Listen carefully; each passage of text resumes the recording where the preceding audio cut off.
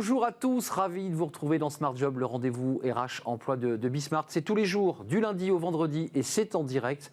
Débat, analyse, expertise et vos rubriques habituelles, évidemment. Bien dans son job aujourd'hui, on s'intéresse à un sujet qui prend de plus en plus de place dans l'entreprise, la qualité de vie au travail. Alors ça s'est fait parfois en visio, puis ça s'est fait évidemment depuis quelques temps maintenant en présentiel. Pour retrouver du bien-être aussi, on fera le point avec justement le fondateur d'une entreprise qui propose ces exercices. On fera le point dans quelques instants avec lui. Smart et réglo, l'égalité économique et professionnelle, à l'occasion d'une proposition de loi qui a été votée à l'Assemblée nationale à l'unanimité pour permettre aux femmes justement de prendre toute leur place dans l'entreprise. On fera le point avec une avocate dans quelques instants. La pause café, tiens, le bullshit job, ça c'est une expression connue des économistes. Oui, ça a été conceptualisé. On en parlera avec Fanny Griesmer. Qu'est-ce que c'est que ces bullshit jobs? On fera le point évidemment avec Fanny, notre experte en quelque sorte aujourd'hui. Le cercle RH sous forme de grand entretien avec Dominique Loiseau, de la résilience à la reconquête. Dominique Loiseau, l'épouse de ce chef triplement étoilé Bernard Loiseau qui nous a quittés en 2003. Ce sera l'occasion de faire un point avec elle évidemment sur un état des lieux de la restauration de luxe, de l'hôtellerie de luxe, avec des clients étrangers qui ne sont pas en France pendant ces vacances, qui ne le seront pas en tout cas. On fera le point évidemment sur ses engagements, ses combats aussi en matière de cuisine et d'accueil tout simplement. Ce sera dans le grand entretien. Et puis fenêtre sur l'emploi, l'intelligence artificielle est-elle plus puissante que le cerveau pour recruter? C'est pas sûr. On le verra avec une entreprise qui a les deux outils, qui a les humains et qui a l'IA. On fera le point avec elle. On parlera évidemment, vous l'aurez compris, de recrutement à la fin de notre émission. Voilà le programme. Tout de suite, c'est bien dans son job. On va faire un petit peu d'exercice, peut-être, je suis pas sûr.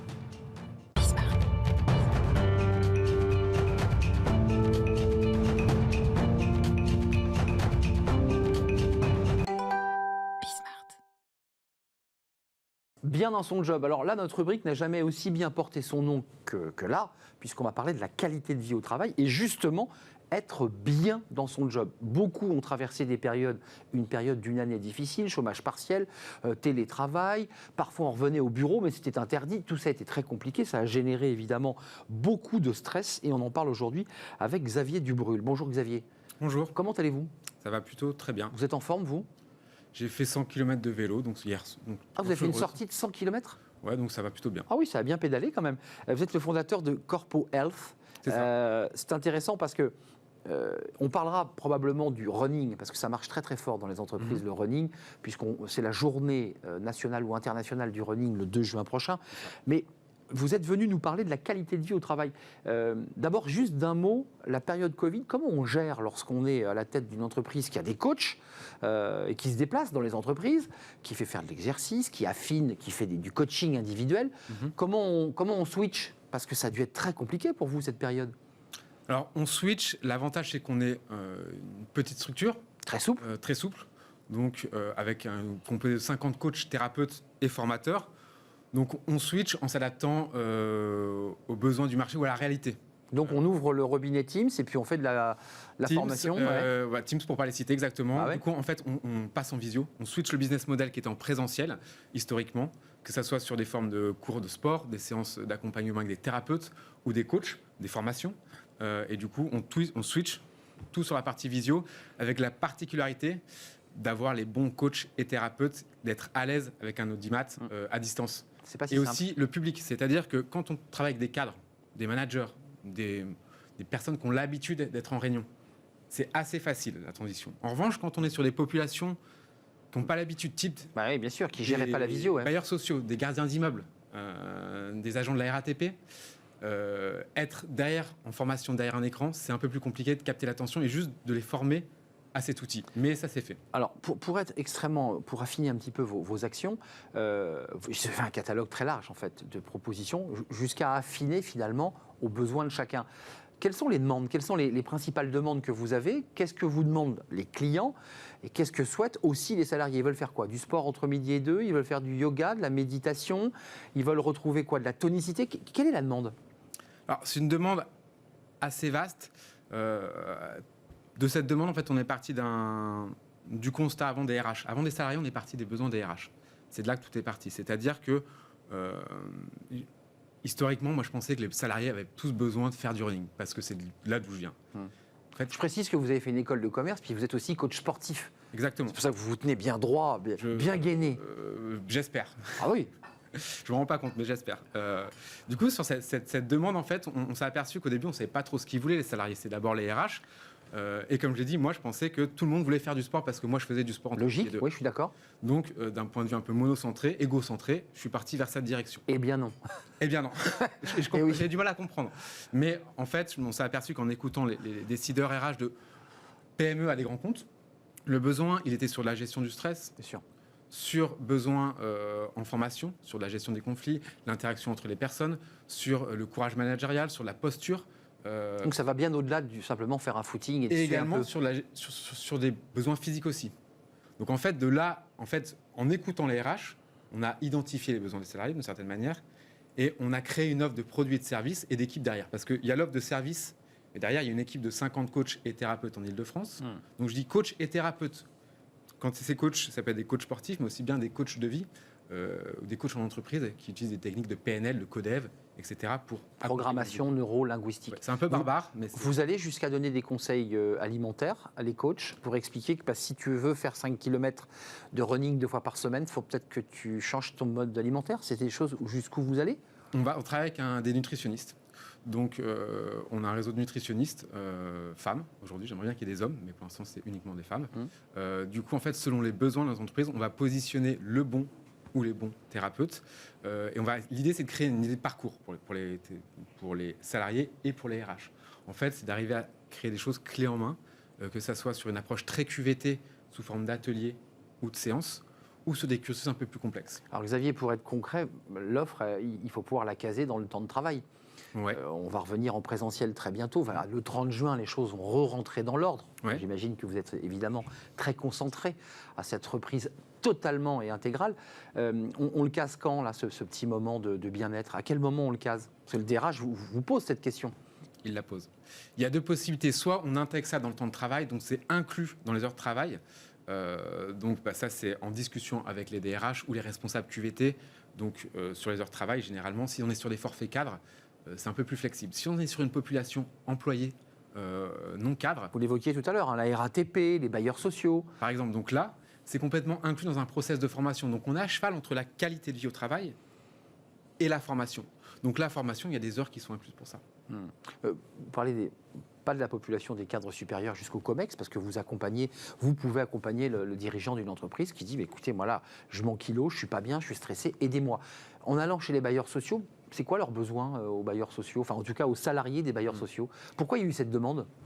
Alors, il y a eu cette demande parce que le climat aujourd'hui, il est compliqué en France. Il y a du stress. Il y a du stress, Ouais. notamment sur les populations les plus pauvres, les plus modestes, notables depuis un an, mais bien avant. Donc il faut gérer ça. Il faut gérer ces conflits, ces populations-là. Donc les bailleurs sociaux, c'est des gardiens d'immeubles, très concrètement, qui sont directement en contact avec ces populations, avec du stress, de l'incivilité, et du coup, on les accompagne à la fois sur une double approche.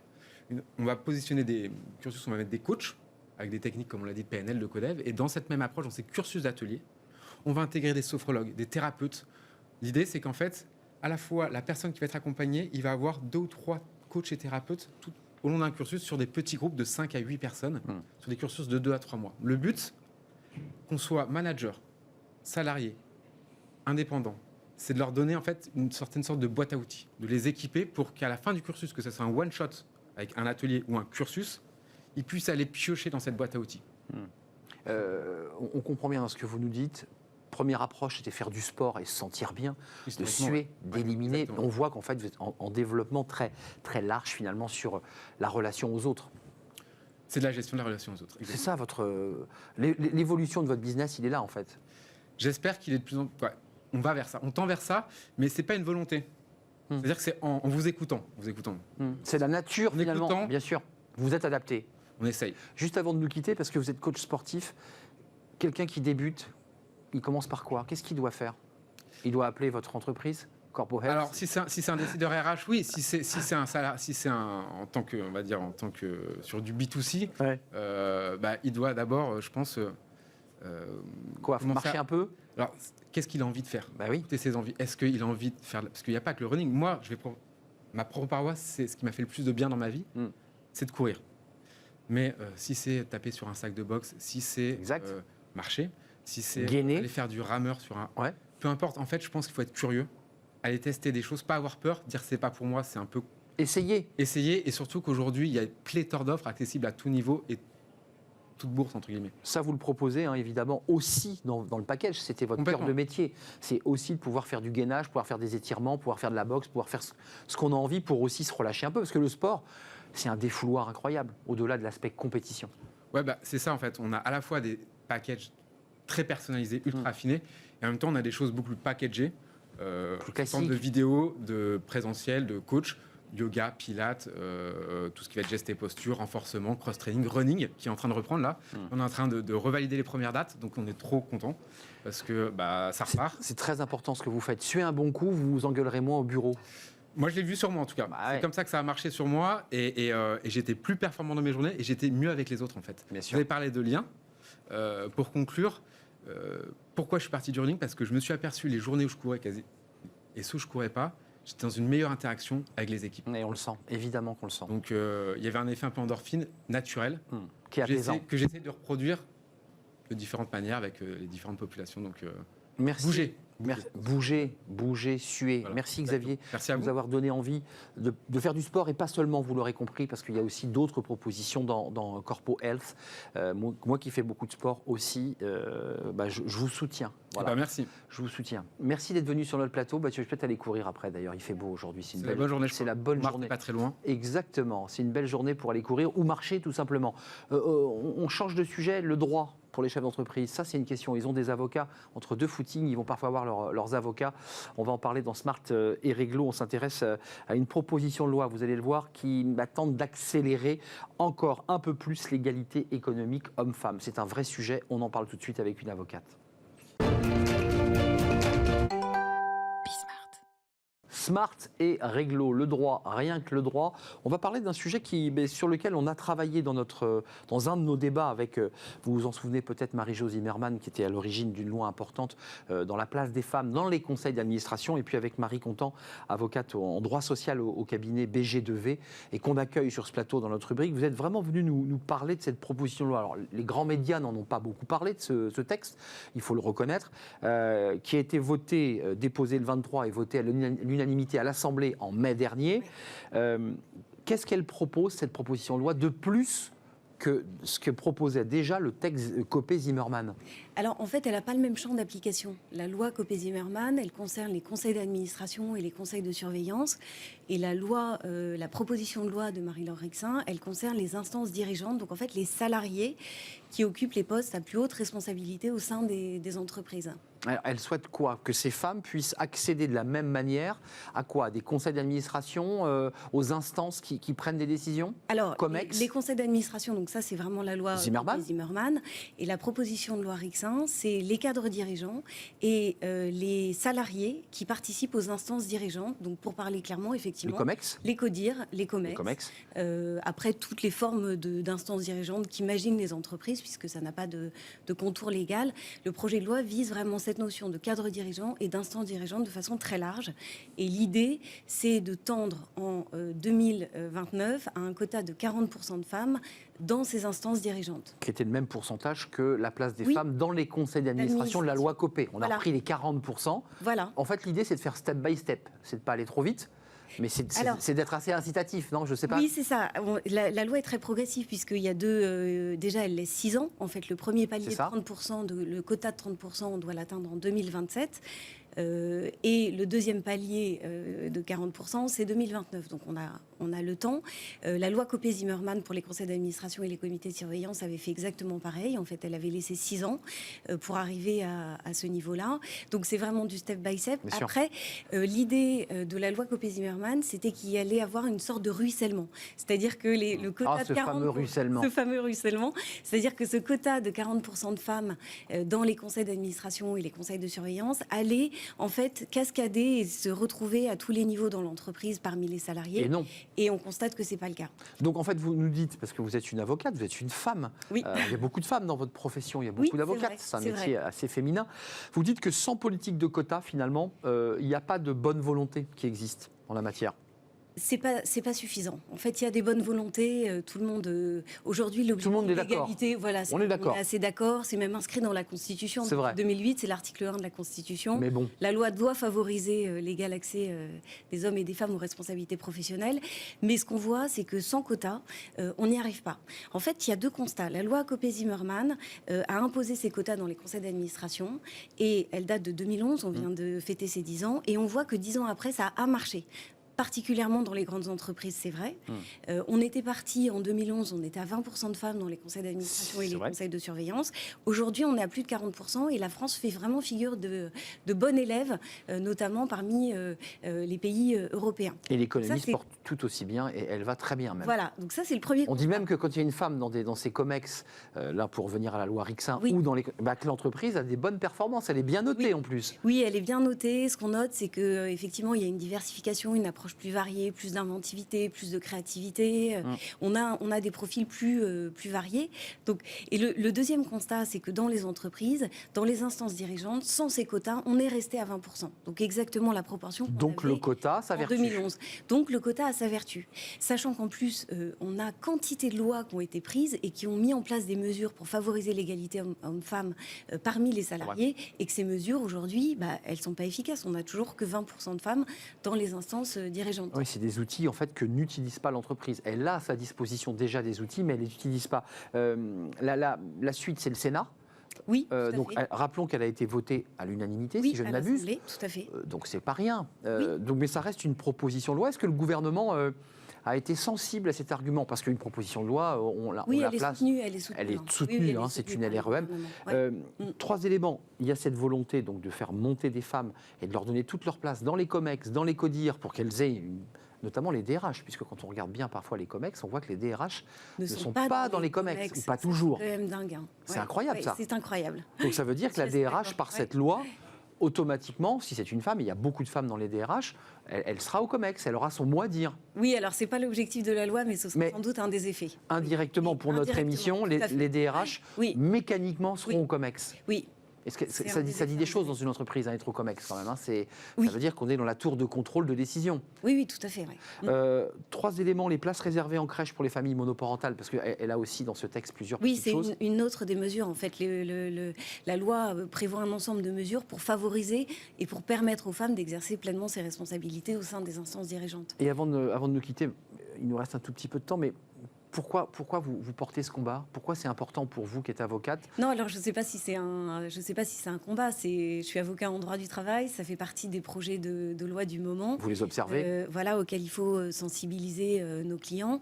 Vous leur dites attention, il y a une proposition de loi. Ah oui. Il va falloir. On a eu très peur de l'index professionnel en 2019, homme-femme, qui finalement, n'a pas été si contraignant que ça. On voit la moyenne, il faut avoir 75 à cet index professionnel. En fait, il faut avoir 75. Et la majorité des entreprises, la note moyenne est à 82. Enfin, l'index est assez contesté dans sa structure. Voilà, il y a exactement. Beaucoup de... et quand on voit le résultat, on sait que la situation n'est pas satisfaisante. On a encore des écarts de rémunération. On n'a pas assez de femmes dans les instances dirigeantes. Et l'index de l'égalité homme-femme, on a un résultat à 82, sachant que le minimum requis, c'est 75. Tout le monde a le bac. Ce qui voudrait dire, voilà, exactement. Tout le monde l'a. Tout le monde est labellisé. Et, super. Voilà. Donc la méthode était bonne. Moi, je trouve que l'idée du name on shame, c'est-à-dire je publie mes bons résultats en matière sauf que les critères pour fabriquer l'index n'étaient pas tout à fait. Donc vous pensez qu'il faut revoir quand même peut-être les critères de fabrication de l'index? Alors c'est une des mesures de la loi justement qui va inciter à plus de publication de ces index-là, plus de transparence et qui va renforcer sans doute l'impact de cet index. Et un index de l'égalité dans l'enseignement supérieur. Alors il y a dans les télétravail facilité dans les 12 semaines qui précèdent le congé maternité, c'est une des mesures de ce texte, de cette proposition de loi, mais il y a cet index de l'égalité. Alors ça fait beaucoup d'index là quand même. Alors non, en fait dans l'enseignement supérieur, l'objectif c'est surtout de diversifier le recrutement. En fait c'est d'avoir au sein des grandes écoles, de toutes... et des secteurs d'activité. Voilà, et des secteurs d'activité. La tech, les hommes... Un jury en fait mixte, qui représente à minima 30% de chaque sexe, de façon à avoir un recrutement qui est le reflet de cette mixité au sein des jurys. Bien sûr. L'idée est bonne, c'est-à-dire que On voit qu'il faut faire monter des femmes dans les instances dirigeantes, mais pour ça, il faut avoir un vivier de femmes suffisant et suffisamment formé. Et donc, du coup, l'idée d'agir sur les deux leviers me paraît très bonne. Tout ça semble évident et pourtant, il faut des quotas. Et pourtant, il faut une discrimination positive, puisque appelons un chat, c'est de la discrimination positive. Alors, vous n'aimez pas ce mot ? Non, j'aime pas ce mot parce que... J'étais sûr que j'allais vous faire réagir. En fait, on nous dit toujours, oui, mais pour les hommes à qui on va préférer une femme moins qualifiée, ça va être plus dur. Mais pourquoi moins qualifiée ? Pourquoi nécessairement le choix se fera entre une femme moins qualifiée et un homme plus qualifié pour remplir des quotas ? Pourquoi ce choix ne se fera pas à profil équivalent ? C'est votre réponse, Marie Contant, votre passion en tout cas, votre engagement comme avocate, parce que avec cette passion, j'imagine que vous accompagnez vos clients sur la bonne voie. C'est un vrai sujet, de faire monter les femmes pour justement respecter ces quotas. Et je le redis, d'accompagner vos clients. Merci Marie Contant, avocate en droit social au cabinet BG2V. C'était un plaisir de vous accueillir. À très bientôt peut-être pour la suite du débat au Sénat, puisqu'il y aura évidemment un examen de ce texte au Sénat et peut-être une loi votée à l'Assemblée sur ce sujet. Merci d'être venu sur notre plateau. On va s'intéresser avec Fanny Griesmer. Vous savez, c'est notre petite pause café. On se détend. Encore que, on parle des bullshit jobs. Alors, c'est venu des États-Unis. Ces emplois. Alors, ce sont les économistes qui ont conceptualisé ce mot. On va en parler avec elle. Qu'est-ce que c'est que donc ces bullshit jobs ? On en parle avec Fanny. C'est tout de suite. C'est la pause café. Fanny Griesmer, on parle de sujets. Alors parfois à la pause café, on se détend. Des fois c'est léger, des fois un petit peu moins. Non, mais on fait de la sociologie, on essaie de sculpter un peu nos vies quotidiennes. Puis là aujourd'hui, c'est un petit concept économique. C'est la vie quotidienne. C'est la vie quotidienne, mais un peu conceptualisé, les bullshit jobs. Eh oui. Eh oui, c'est quoi ? Eh oui, ces jobs inutiles, vides de sens, sans intérêt, superflus. Parfois en devenir néfaste. Votre job ne correspond pas toujours à l'idéal que vous vous en faites, ou en tout cas à celui que vous vous en faisiez. Alors après les interrogations, vient le constat, un constat assez douloureux. Vous avez un bullshit job. Constat effectivement douloureux à l'heure où le sens apparaît comme la quête du Graal des salariés français. Alors c'est vrai que le sens au travail a largement été interrogé ces derniers mois. La faute peut-être au télétravail. Vous n'avez plus vos collègues autour de vous, vous êtes enfermés chez vous. Oui. Puis effectivement ces mois, ces longues soirées passées entre quatre murs, un temps propice à la réflexion, à l'introspection, à la remise en question. Est-ce que les tâches que je réalise chaque jour au quotidien ont-elles du sens ? Est-ce que je me sens stimulée par mon poste et ses réalités ? Ai-je le sentiment d'être utile grâce à mon activité professionnelle ? Le fruit de cette réflexion est parfois assez sombre. La preuve avec cette étude menée par la DARES, étude publiée jeudi dernier, près d'un tiers des actifs français ressentent leur travail comme inutile. Alors dans le détail, 11% ressentent leur travail comme inutile, mais ont tous les moyens pour le faire correctement.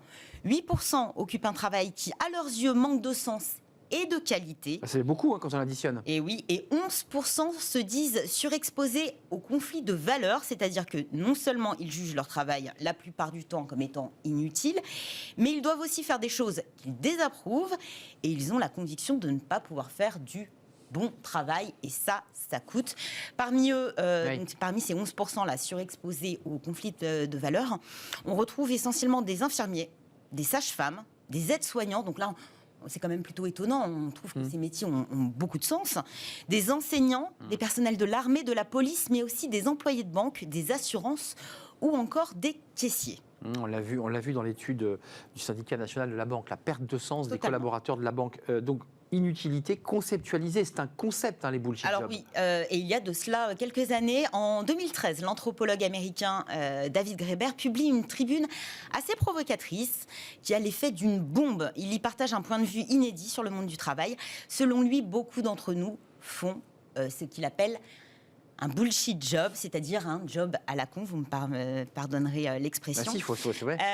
Selon lui, alors voilà sa définition des bullshit jobs, c'est une forme d'emploi rémunéré qui est si totalement inutile, superflu ou néfaste que même le salarié ne parvient pas à justifier son existence, bien qu'il se sente obligé, pour honorer les termes de son contrat, de faire croire qu'il n'en est rien. Alors, sa théorie est la suivante. À cause des progrès technologiques, la société invente des rôles et produit des métiers inutiles. David Graeber vise particulièrement les secteurs suivants: les ressources humaines, le management, le conseil, la finance et une grande partie des emplois de bureau. Mais derrière, ce sont surtout des hommes et des femmes, souvent bien rémunérés, qui jugent leur quotidien professionnel totalement absurde, parfois rythmé par des réunions sans intérêt, des réunions dans lesquelles on parle ce fameux jargon corporate très anglicisé, pour masquer quoi? Souvent le néant, et qui sont incapables en fait de répondre à cette question simple. Souvent, quand ils font des rencontres, qu'est-ce que vous faites dans la vie? Ils sont incapables de définir clairement, simplement, ce qu'ils font réellement. Après la tribune, il y a un livre. Il y a un livre donc en 2018, qui vient enfoncer le clou. Il enfonce totalement le clou. Livre dans lequel il dresse notamment une typologie des dits bullshit jobs et qu'il place en 5 grandes familles représentatives, selon lui, du monde du travail contemporain. Première catégorie, les larbins. Ce sont ceux qui ont pour seul but ou comme but essentiel de permettre à quelqu'un d'autre de paraître ou de se sentir important. Bref, vous aidez quelqu'un à briller tout en restant dans l'ombre. La seconde, les porte-flingues. Formule métaphorique, rassurez-vous. Formule qui désigne ceux dont le travail a été créé par d'autres et qui comporte une composante agressive. La troisième, les rafistoleurs ou bricoleurs professionnels. C'est assez dur. Ceux dont le job qui n'a d'autre raison que d'être... en fait, ils s'occupent des soucis, des anomalies qui enrayent une organisation. Bref, ils sont là pour régler des problèmes qui n'ont pas lieu d'être. C'est ça. La quatrième, les cocheurs de cases. Ils sont chargés de redorer l'image d'une entreprise sans pouvoir la modifier de l'extérieur. Donc, c'est de la cosmétique. Et enfin, les petits chefs. Et attention, là, 2 catégories. Dans la première, on retrouve ceux qui n'ont d'autre tâche que d'en assigner ou d'en déléguer à d'autres. Et la seconde, plus vicieuse, ce sont ceux qui créent des tâches, qui les créent, ces tâches inutiles, sans pile, qu'ils confient à des subalternes. Pour justifier de leur job. Totalement. Et ceux qui recrutent aussi pour des jobs inutiles, une activité que l'auteur appelle bullshitiser la vie des autres. J'adore cette expression, bullshitiser la vie des autres. Rendre totalement inutile et absurde la vie des autres. C'est vrai que c'est une typologie assez incroyable. Incroyable et qui peut prêter à sourire, juste... pour le nom des catégories, mais en tout cas, impossible d'ignorer aujourd'hui cette remise en question qui gagne sur le sens, qui gagne de plus en plus de salariés. Les travaux de David Graeber ont fait énormément de bruit à leur sortie. Ça a été traduit dans toutes les langues. Le concept est largement utilisé aujourd'hui, preuve qu'il a touché une corde sensible. Il n'en reste pas moins que le manque de sens est vraiment laissé à l'appréciation de chacun. On ne juge pas le job de l'autre, c'est son ressenti qui prime. C'est un sentiment. C'est exactement et n'importe qui peut s'interroger. Et généralement, quand on commence à s'interroger, je pense que il y a quand même un doute et ça ne se sent pas très bon généralement. Mais au-delà de ça, le sentiment d'inutilité peut être particulièrement néfaste. Ça mine le moral et la santé des salariés exposés. Dans l'enquête de la DARES que je vous présentais un petit peu plus tôt, les salariés exposés à un conflit de valeurs dans l'exercice de leur activité déclarent plus fréquemment une santé physique et mentale dégradée, 2 fois plus que les actifs qui n'y sont pas exposés, en ligne de mire des troubles du sommeil et un risque de dépression. Donc c'est un sujet vraiment très important. Certains peuvent s'en accommoder. Ils vont trouver la rémunération, la placer vraiment au sommet de leurs priorités. D'autres qui passent outre parce qu'ils jugent leur situation provisoire. Puis il y en a d'autres qui veulent changer. Peut-être suivre une formation, changer de secteur ou carrément renverser la table en faisant une reconversion professionnelle. C'est ça, ou en entrant dans une entreprise libérée. Pourquoi pas? Oui, puisque ça vient casser évidemment cette espèce de chaîne hiérarchique qui fabrique du bullshit job. Merci Fanny. Merci à vous. J'ai appris plein de choses. Allez revoir ce livre de Graeber, il doit être à mon avis en poche, on doit le trouver en poche. Toujours intéressant, c'est un livre récent finalement, 2018. C'était hier. Merci, on se retrouve demain Fanny, toujours avec grand plaisir. On fait une petite pause, on s'intéresse aujourd'hui à la restauration de luxe. Vous connaissez Relais et Châteaux.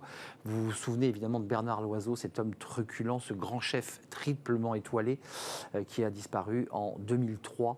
On accueille sa femme, Dominique Loiseau. Elle a relevé le défi. On va en parler avec elle. Évidemment, Saulieu, le navire amiral, et puis d'une manière plus large, le groupe Loiseau. On en parle avec elle de la résilience à la reconquête. Elle est notre invitée aujourd'hui dans un grand entretien, juste après cette pause.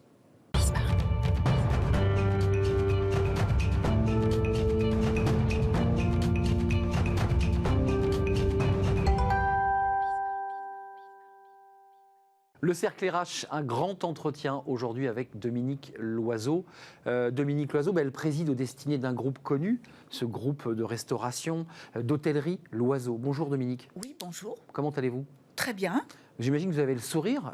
Vous êtes, rappelons-le, pour la jeune génération, vous êtes l'épouse, vous avez été l'épouse de Bernard Loiseau, qui était un chef truculent, triple étoilé, Saulieu, évidemment, le navire amiral Côte d'Or, qu'il avait, il est rentré comme salarié, d'abord comme apprenti. Oui. En 75, il a été salarié, puis un jour, il a dirigé ce navire, ce magnifique navire de luxe. Il l'a racheté.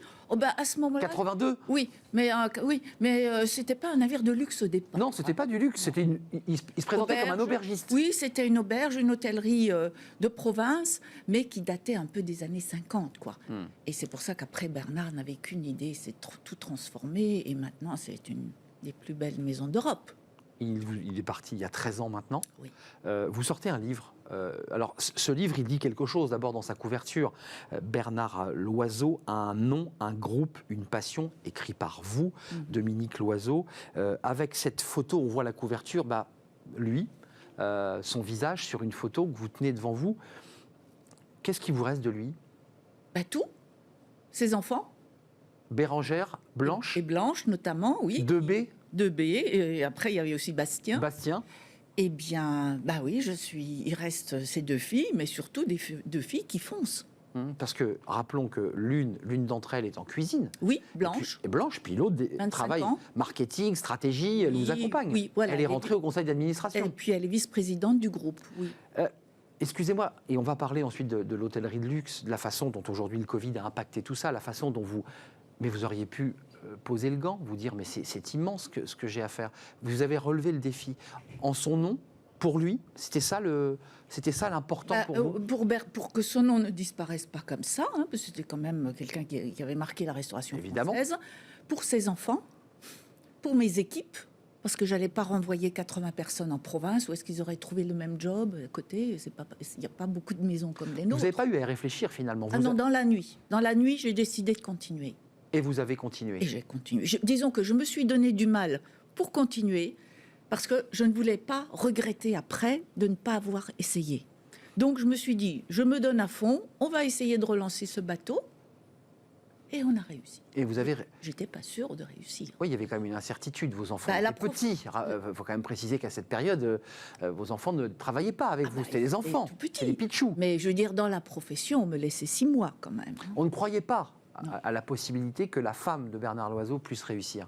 On ne vous donnait pas cette chance? Non, et puis sans un chef, on pensait que ça ne marcherait pas sans un chef comme Bernard. Qui incarnait. Oui, voilà. Et vous avez réussi. Vous avez le sentiment d'avoir honoré sa mémoire, finalement, oui. Aujourd'hui, au moment où on se parle? Oui, là, je pense qu'il doit être bien content. Quand il vous regarde et qu'il voit ce qui est devenu Saulieu. Je voulais quand même préciser que vous êtes la vice-présidente de Relais et Châteaux, qui occupe aussi beaucoup de votre temps. Je l'avais été, plus, là, maintenant, mais toujours impliquée. D'abord, une année compliquée quand même, parce que la restauration de luxe, Saulieu, c'est un hôtel, c'est de l'hôtellerie, c'est du luxe, c'est un spa, c'est du bien-être. Vous avez aussi ouvert vers le bien-être. Les clients cherchent ça. Ça a dû être une année très complexe. 7 mois fermés, vous avez rouvert en mai dernier. On a quoi? On a de l'émotion quand on réouvre les fourneaux, quand on fait le ménage, qu'on prépare les chambres? Oui, non, mais de voir les équipes revenir... Ça fait du bien. Oui, moi, je ne me suis pas ennuyée durant ce confinement du tout. Parce que d'une part, j'ai écrit ce livre qui était programmé de toute façon. Et ça vous a donné le temps de... J'ai pu réfléchir, vraiment chercher dans mes souvenirs. Et puis, j'ai beaucoup jardiné, parce que j'ai un jardin chez moi. C'est vous qui avez aménagé le jardin de Saulieu, c'est ça? Également, oui. C'est ma passion, le jardinage. Très beau jardin. L'horticulture. Donc, je me suis... j'ai survécu grâce à mon jardin. Grâce aux mains dans la terre, aux fleurs. Oui, aux fleurs. Et puis, je suis toujours dans des bouquins de jardinage. Oui, parce que vous approfondissez beaucoup. Oui, j'ai été scientifique autrefois. Biochimiste, c'est ça d'origine? Biochimie, microbiologiste, oui. Et journaliste un temps, d'ailleurs, j'ai vu. Donc, je fais des fiches techniques sur les plantes. J'ai plein de bouquins. Tous les soirs, je suis dans un livre d'horticulture. Enfin, bon, c'est une passion dévorante. Il y a le public français qui vous a toujours soutenu, qui vient à Saulieu et qui vient encore. Rappelons que la maison est ouverte. Vous avez des jauges contraignantes. Est-ce que globalement, quand on réouvre, on se dit on le fait parce que ça permet aux équipes de revenir, de ressouder une entreprise, mais on sait qu'on ne gagnera pas d'argent? Parce que le départ est compliqué. Beaucoup de restaurateurs aujourd'hui disent par les jauges, c'est compliqué. Dans quel état d'esprit vous êtes? Écoutez,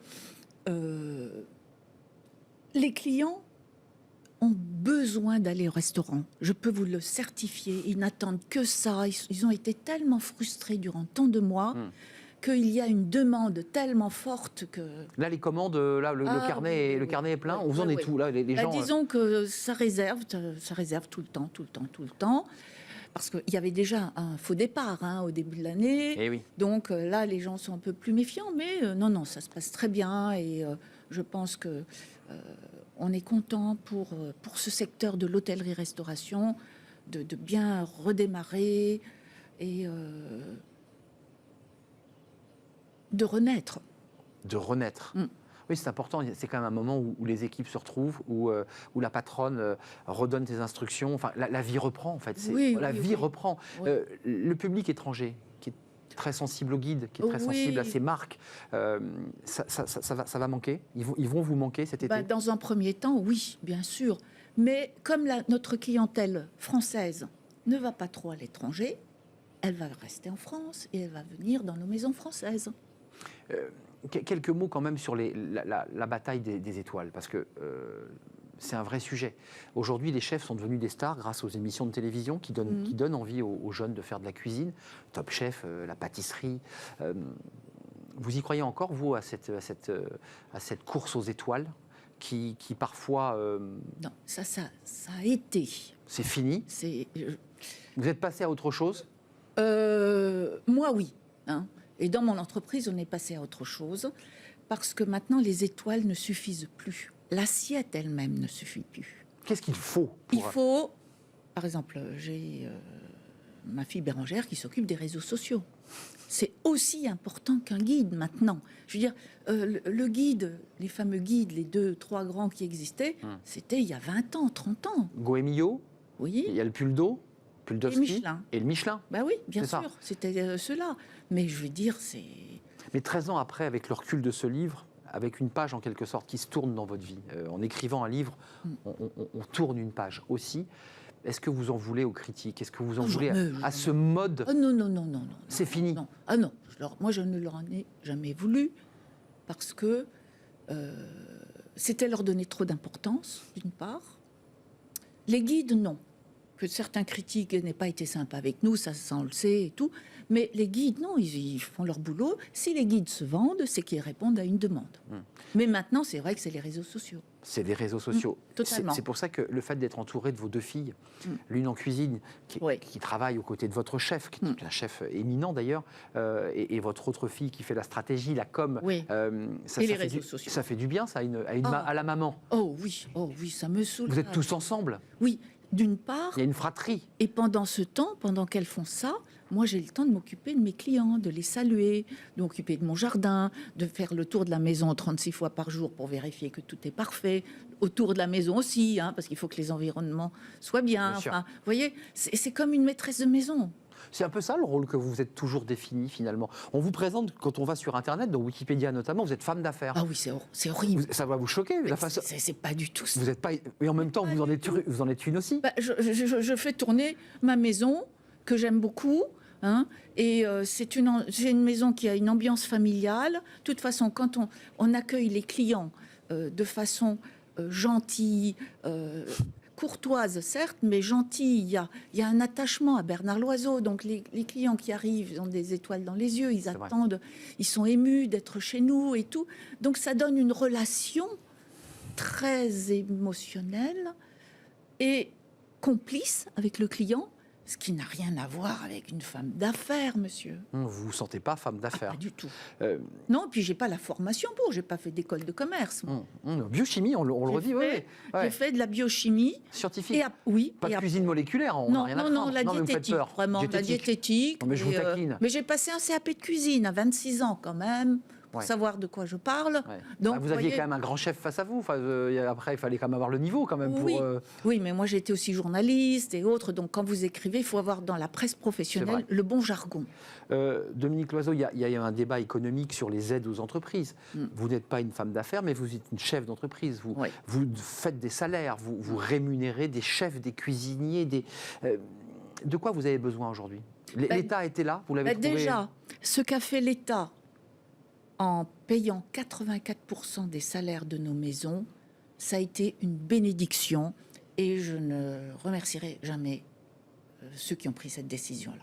Vraiment. Ils ont sauvé les dont emplois. Le président Macron, bien sûr. Mais oui, ça a été... Bon, il faut dire aussi que c'est l'image de la France.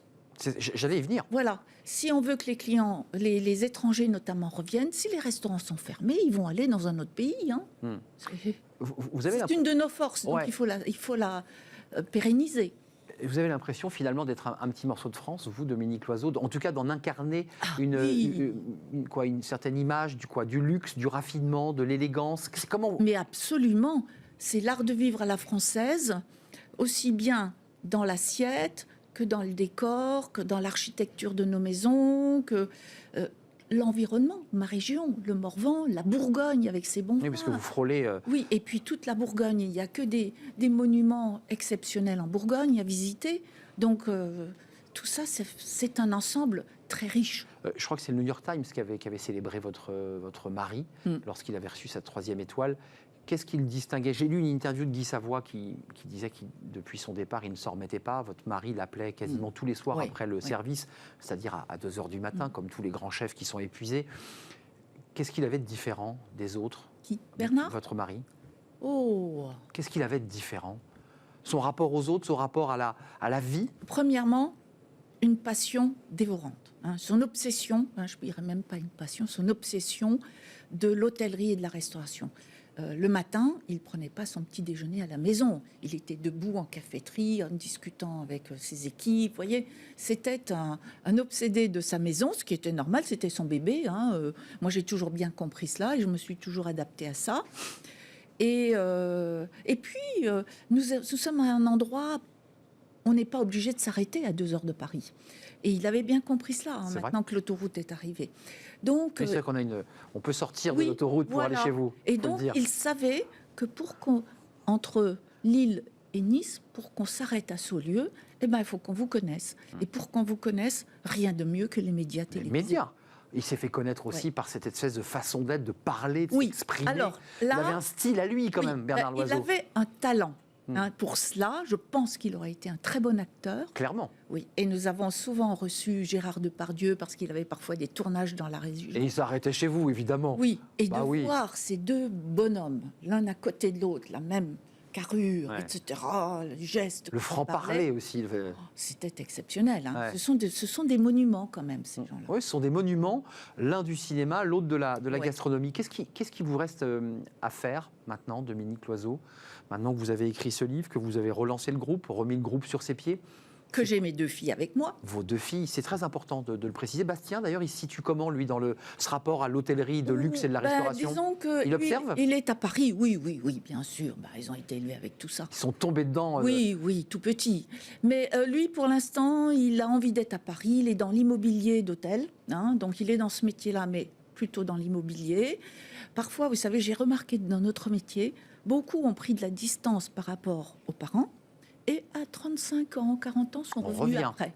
Ouais. Juste quand même, avant de nous quitter, il y a un débat sur l'apprentissage, sur les difficultés de recrutement dans votre secteur. Peut-être pas dans le secteur de l'hôtellerie de luxe, parce que vous êtes une marque, il y a un prestige, mais il y a des difficultés aujourd'hui. Comment vous l'expliquez? C'est parce que le métier est difficile, parce qu'on n'est pas assez attractif, vous n'êtes pas assez attractif?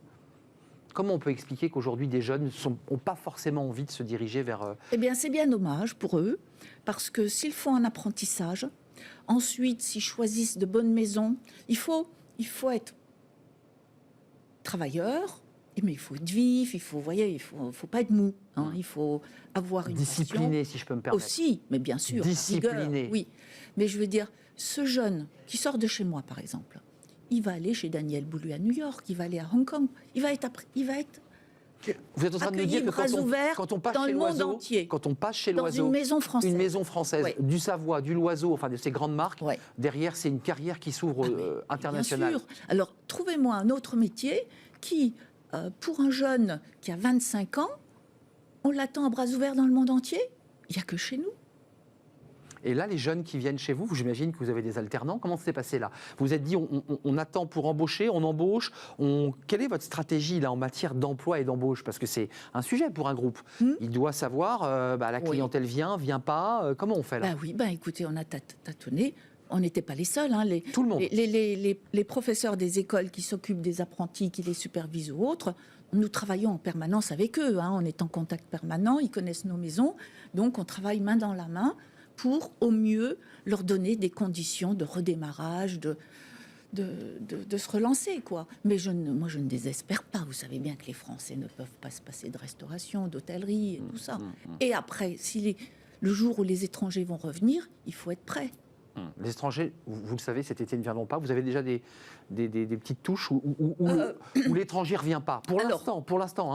Hein. Il faut qu'il revienne, évidemment. Il faut savoir de quel étranger on parle. Oui, alors public chinois, public américain. Non, ça, on les oublie. On les oublie, on est d'accord. Bon, moi, en revanche, j'ai la Belgique, j'ai l'Angleterre, j'ai l'Allemagne, la Suisse, l'Italie qui me bordent. Tous les pays. L'Espagne. Ouais, c'est vrai. Donc, il y a toujours des transhumances entre le nord et le sud. Et on fait des milliers de kilomètres pour venir chez vous, quand même. Oui, mais pas que chez moi. On va visiter la Bourgogne. C'est vrai, c'est un passage dans la Bourgogne. Bien sûr, c'est la porte d'entrée. Oui, et puis on est bien placé au centre de la France, quand même, sur cet axe nord-sud, hein, entre Lille et Nice. Donc, c'est un bon axe, le National 6. Hein. Vous avez vu, vous faites comme votre mari, finalement. Vous êtes obligé de faire du média. Ça vous plaît, vous, les médias, d'aller parler? Votre mari adorait. Quand on l'avait en plateau, je me souviens de souvenirs j'étais un peu plus jeune, mais il avait une énergie, il avait une façon de s'exprimer. Fils de charcutier, me semble-t-il. Oui, sa maman. Sa maman. Enfin, il avait une sorte de simplicité, de passion, qui était très communicative. Mais pourquoi voulez-vous que nous soyons compliqués, nous, les restaurateurs, hôteliers? Non, mais sérieux. Si déjà, on est censé accueillir nos clients, il faut déjà les aimer. Et pour les aimer, il faut être proche d'eux. Donc, la notion de service, pas uniquement au sens professionnel, mais de complicité, comme je vous l'ai dit, avec nos clients, si on ne l'a pas, il faut changer de métier. Avant de partir, vous soulevez un sujet important, c'est l'accueil, la qualité de l'accueil. Les relais châteaux ont eu une tradition, vous en avez été la vice-présidente, d'accueil, de qualité d'accueil. Objectivement, ce n'est pas le cas partout, et notamment à Paris. Est-ce que parfois vous le déplorez, ça? Vous qui êtes parfois une consommatrice de restaurant, vous allez prendre un petit crème. Bon, vous apercevez que l'accueil n'est pas toujours à la hauteur. C'est essentiel, ça, quand même. Oui, mais je pense ça s'est amélioré. Écoutez, je ne suis pas à Paris tous les matins prendre un café. Oui, hein. Oui. Vous êtes mieux dans votre jardin à Saulieu, c'est ça? Voilà. Non, et puis je vois mes clients sur la terrasse de mon établissement où ils prennent leur petit déjeuner en ce moment. Je pense que ça s'améliore considérablement. Ça va mieux. Vous savez, il y a eu ça. Je me rappelle quand je travaillais sur les Champs-Élysées au journal de l'hôtellerie. On voyait des touristes monter et descendre et voulaient demander quelque chose à un Français. Mais ils parlaient en anglais. Donc les gens français avaient peur, ils ne parlaient pas anglais. Donc ils les évitaient. Ce n'était pas forcément parce qu'ils ne voulaient pas leur parler, mais parce qu'ils ne parlent pas forcément l'anglais. Voyez-vous. Donc je pense que maintenant la jeune génération parle anglais, elle a voyagé dans le monde entier.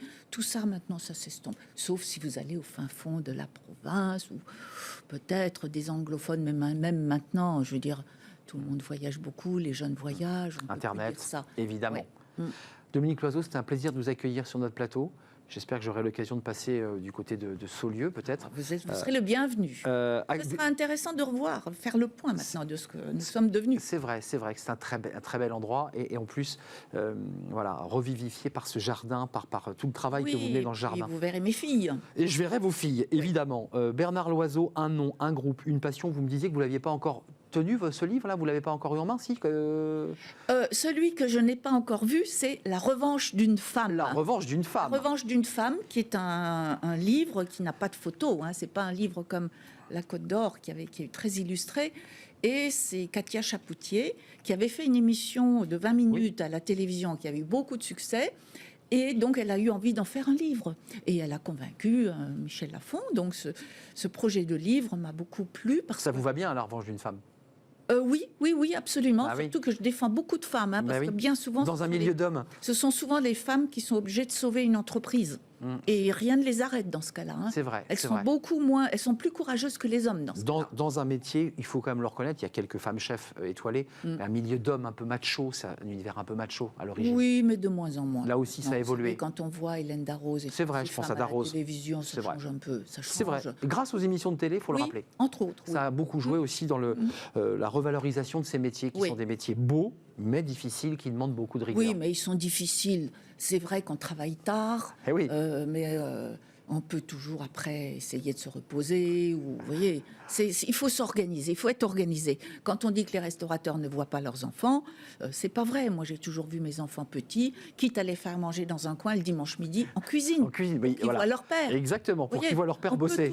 C'est vrai, vous avez raison. Il faut un peu ruser et se donner du mal. Merci, c'était un plaisir de vous accueillir. Vraiment, vraiment, vraiment. Bonne chance pour la suite de tout ce que vous allez vivre dans cette saison qui démarre. Et puis espérons que ça ne s'arrête pas et que votre public et les gastronomes viennent en nombre à Saulieu, notamment, qui est le navire amiral. Merci Dominique Loiseau d'être venu sur le plateau.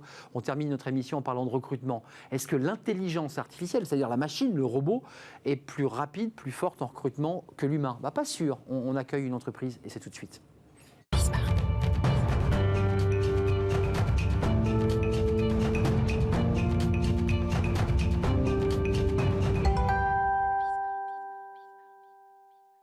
Fenêtre sur l'emploi avec notre invité Gaspard Schmitt, cofondateur de Side. Side, S-I-D-E. J'ai vu qu'il y avait les Siders qui étaient les... Absolument. C'est les clients en fait, les Siders. C'est les travailleurs, les candidats. Les candidats, quand vous allez sur Side, vous êtes un Siders. C'est important de le signaler. Cofondateur de cette entreprise, plateforme d'intérim. J'ouvrais le débat parce que c'est intéressant. Il y a beaucoup aujourd'hui d'entreprises qui se tournent vers l'IA et qui nous disent c'est l'alpha et l'oméga pour tout, et dont le recrutement. Vous êtes plus modéré. Vous utilisez l'outil, oui. Mais en même temps, vous vous êtes amusé à faire une comparaison pendant 6 mois. Vous avez comparé des humains qui faisaient du recrutement, puis l'IA. Votre conclusion, c'est quoi finalement ? C'est que dans le recrutement, l'humain a tendance à être meilleur que l'intelligence artificielle. Osana. Ouais. Et pour longtemps, je pense. Parce que... il y a tellement de subtilités à connaître dans le recrutement. Nous, c'est un métier qu'on fait depuis 5 ans. Pour différentes entreprises, il y a des besoins plus ou moins qualifiés, sur des géographies particulières, des durées particulières. Chaque entreprise est différente. Et donc, pour saisir cette subtilité-là, nous, on a constaté, effectivement, après de longs mois de travail, que l'humain était la meilleure personne pour acter un recrutement et décider de qui était la bonne personne pour aller dans telle entreprise. Donc, vous voulez dire que l'IA, et on l'entend parfois ici sur ce plateau, c'est un outil d'accompagnement, mais ça ne remplace pas, je dirais, l'intuition, la finesse du cerveau humain, c'est ça ? Oui, exactement. Nous, ce qu'on utilise exactement, c'est la donnée, en fait. On traite la donnée pour avoir un maximum d'informations précises, structurées sur les candidats, sur les géographies, un tableau de bord, exactement. Et en fait, c'est des outils qu'on met à disposition des recruteurs pour qu'eux puissent faire leur travail de la meilleure des manières. Mais l'idée, c'est pas de remplacer l'humain.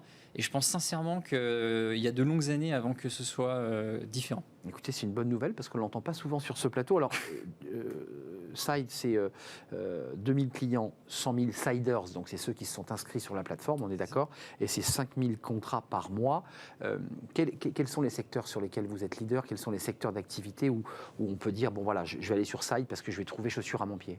Alors, on a 3 grands secteurs aujourd'hui sur lesquels on travaille. C'est la logistique, le transport, la mobilité. Très demandé. Donc, très demandé surtout depuis 1 an. Là, il y a un vrai boom sur ce secteur-là. Mobilité, c'est quoi ? C'est transport, bus, mobilité, camion ça va être toutes les entreprises plutôt de livraison du dernier kilomètre ou de mobilité urbaine. Bien sûr. Donc, entretien de flotte de vélos, les trottinettes électriques qu'on voit partout dans les grandes villes. Et ceux qui sont à proximité pour vérifier. Voilà, à proximité, réparation, entretien, service client. On va être très présent sur ce secteur-là. Deuxième gros secteur, c'est le tertiaire, au sens large, tous les besoins qu'il peut y avoir dans les sièges sociaux, en service client, en aide administrative. Et troisième secteur, le commerce, la grande distribution, qui a très bien tourné dans l'alimentation pendant 1 an. Le reste du commerce a été un petit peu en berne pendant quelques mois, et là, ça fait plaisir de voir que ça repart. Alors, plateforme d'intérim, juste pour ceux qui nous regardent, évidemment, ceux qui nous regardent sont des spécialistes, mais encore que, c'est quoi la différence entre un contrat classique et un contrat d'intérim ? C'est des contrats plus courts, qui sont des missions courtes, hein ? Oui, c'est ça. C'est ça, votre valeur ajoutée. Nous, on est une agence d'intérim en ligne, tout simplement. On appelle aussi ça plateforme d'intérim. Mais ce qu'on fait, c'est du recrutement, des contrats d'intérim qui vont de 1 jour à 18 mois. Voilà, pas plus. La règle juridique, c'est ça. C'est 1 jour à 18 mois. Donc ça peut être du très ponctuel et du plus long, voire parfois du pré-recrutement, parce que ça arrive que nos candidats soient recrutés en CDI par les entreprises. Alors, le profil de vos Siders, c'est quoi ? C'est des jeunes, c'est des jeunes qui cherchent à avoir un complément de revenus. C'est quoi l'idée, en fait ? Alors 75% c'est des jeunes, c'est-à-dire moins de 30 ans, plutôt étudiants, jeunes diplômés, qui sont surtout dans une démarche de gagner de l'expérience, gagner de l'argent et s'insérer sur le marché de l'emploi. Donc on a énormément de jeunes qui sortent de BTS, d'IUT, d'université, qui veulent, qui ont 23, 24, 25 ans, qui veulent chercher leur premier travail, certains qui sont en reconversion même pour tester des nouveaux secteurs et qui vont s'insérer comme ça sur le marché de l'emploi. Donc ce qui permet, comme on dit, grâce à Side, de se mettre le pied à l'étrier sur un secteur, de le tester. On ne prend pas un risque majeur si c'est un contrat court, on voit ce que ça donne et on voit s'il y a possibilité d'aller un peu plus loin. C'est quoi le pourcentage, vous l'avez, de ceux qui sont chez vous et qui derrière ont pu le faire bonifier en CDI? Alors c'est difficile à calculer, on essaye, mais on voit qu'il y a à peu près 10% de nos candidats qui, à la suite d'une mission, sont passés en CDI derrière dans l'entreprise. Ça recrute, on le dit pour ceux qui nous regardent, ça recrute dans le transport, la mobilité, la grande distrib aujourd'hui. Grande distrib. Grande distrib. Et quel autre secteur aujourd'hui sur lesquels les jeunes ou moins jeunes d'ailleurs peuvent aller chercher de l'emploi? Commerce, prêt-à-porter, bricolage, c'est des enseignes qui marchent très bien aujourd'hui et qui se développent beaucoup depuis 1 an. Là, il faut des compétences quand même, un tout petit peu sur le bricolage, j'imagine. On ne peut pas arriver sans compétences pour... En fait, les entreprises font un très bon travail de formation. Ouais. Et tant que nous, ce qu'on cherche, c'est surtout le savoir-être. Il n'y a pas forcément besoin d'avoir fait ce métier-là pendant des années. On l'a vu tout à l'heure avec Dominique Loiseau. Oui. C'est l'accueil, c'est la façon... Voilà, c'est ça. La façon dont on va accueillir quelqu'un. Exactement. Et ce qui est important, c'est d'être à l'écoute, ouvert, polyvalent, et de bien entendre, écouter, suivre la formation. Et petit à petit, il y a des profils qui ont peut-être jamais fait le métier avant, mais qui en quelques mois vont devenir très forts. Puis grâce à un sourire, une petite façon agréable et sympathique, complétée d'un petit peu de formation technique quand même, peuvent vous faire acheter le produit. Voilà, exactement. Bah oui. C'est ça qu'on essaie de travailler, c'est l'employabilité en fait, parce que les secteurs sont mouvants, on l'a vu avec le Covid, il y en a qui se mettent en berne, d'autres qui explosent. Et donc ce qu'on essaye de faire, nous, c'est d'emmener les candidats vers ces secteurs qui recrutent et qui recruteront demain. Plateforme d'intérim, elle est sur Internet, nous sommes d'accord, vous n'avez pas de pignon sur rue avec des locaux où on pousse la porte de Side. On pousse uniquement sur son clavier la porte de Side numérique. C'est ça. On est d'accord. On pousse l'application. Voilà, poussez l'application Side et vous serez des Siders, c'est quand même pas rien. Merci Gaspard Smith d'être venu sur notre plateau. Créé en quelle année Side? 2016. 2016. Et là, donc, 5 ans 5 ans, on vient de fêter nos 5 ans. Comme la première entreprise que vous avez accueillie. Donc, c'est une entreprise qui est en développement. Merci Gaspard d'être venu. Side, plateforme numérique pour ceux qui cherchent un job court, souvent court, mais ça peut être aussi le démarrage d'une autre vie. Merci à vous, merci à tous ceux qui nous regardent évidemment, à tous ceux qui réagissent sur les réseaux sociaux. Je les remercie. Merci à Fanny Griesmer, merci à Romain Luc, merci à Amanda Montero pour le son, Romain Luc pour la réalisation, merci à Pauline Gratel, et puis merci évidemment à Margot pour l'accueil invité. C'était un plaisir de faire cette émission. Je serai là demain évidemment. D'ici là, portez-vous bien. Il fait beau. Bye bye.